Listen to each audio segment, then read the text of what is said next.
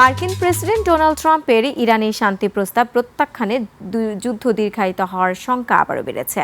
দুপক্ষই একে অপরের বিরুদ্ধে অযৌক্তিক দাবির অভিযোগ তুলেছে।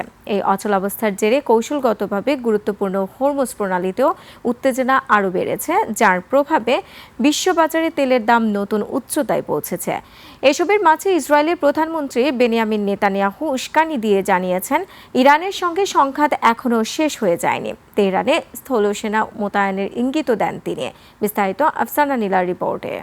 ঈদ আসবে, সাথে ক্যাশব্যাকও আসবে। নিজের বা প্রিয়জনের জন্য কেনাকাটায় এবারও নগদ পেমেন্টে পাচ্ছেন দারুণ ক্যাশব্যাক। তাই যাই কিনুন, পেমেন্ট করুন নগদে। আবারও হোঁচট খেল ইরান যুক্তরাষ্ট্র যুদ্ধ বন্ধের কূটনৈতিক প্রচেষ্টা। ট্রাম্প ইরানে দেয়া শান্তি প্রস্তাব প্রত্যাখ্যান করায় যুক্তরাষ্ট্রকে আন্তর্জাতিক শান্তি ও নিরাপত্তার জন্য সবচেয়ে বড় হুমকি হিসেবে অভিহিত করেছে ইরান।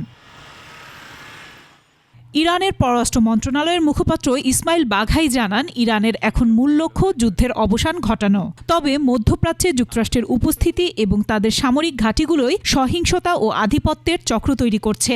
ইরানের পক্ষ থেকে উত্থাপিত দাবিগুলোর একটি তালিকা তুলে ধরে বাঘাই বলেন, এখানে অযৌক্তিক কিছু নেই। তিনি আরও জানান, চীনের দেয়া 4 দফা শান্তি প্রস্তাব গুরুত্বের সঙ্গে মূল্যায়ন করছে তেহরান।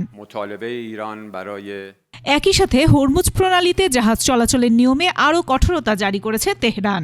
নৌযানগুলোকে আগে তাদের মালিকানা, বিমা, ক্রু, মালামাল কোন বন্দর থেকে নেওয়া হয়েছে, গন্তব্য কোথায় সহ 40টিরও বেশি প্রশ্ন সমৃদ্ধ ভেসেল ইনফরমেশন ডিক্লারেশন ফর্ম পূরণ করে জমা দিতে হবে। এরপরই মিলবে অনুমতি। এর আগে ইরানের শান্তি প্রস্তাবের কড়া সমালোচনা করেন মার্কিন প্রেসিডেন্ট ডোনাল্ড ট্রাম্প। বলেন, এই প্রস্তাব অগ্রহণযোগ্য। আর ইরানের বিরুদ্ধে যুদ্ধ এখনও শেষ হয়নি বলে মন্তব্য করেছেন ইসরায়েলের প্রধানমন্ত্রী বেনিয়ামিন নেতানিয়াহু। জানান, ইরানের পারমাণবিক উপকরণ ও সমৃদ্ধ ইউরেনিয়াম সম্পূর্ণভাবে সরিয়ে না ফেলা পর্যন্ত এই সংঘাত চলবে। একই সাথে তেহরানে স্থলসেনা মোতায়েনের ইঙ্গিতও দেন তিনি।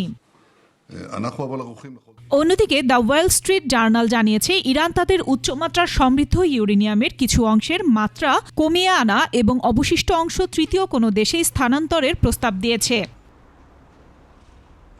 এদিকে শান্তি আলোচনা নিয়ে অনিশ্চয়তায় আবার বেড়েছে তেলের দাম। ব্রেন্ট ক্রুডের দাম 3.17% থেকে বেড়ে প্রতি ব্যারেলে $104.50 দাঁড়িয়েছে। আর মার্কিন অপরিশোধিত তেলের দাম 3.21% বেড়ে হয়েছে প্রায় $98.48। আফসানা নীলা, ডেস্ক রিপোর্ট, 21 টেলিভিশন।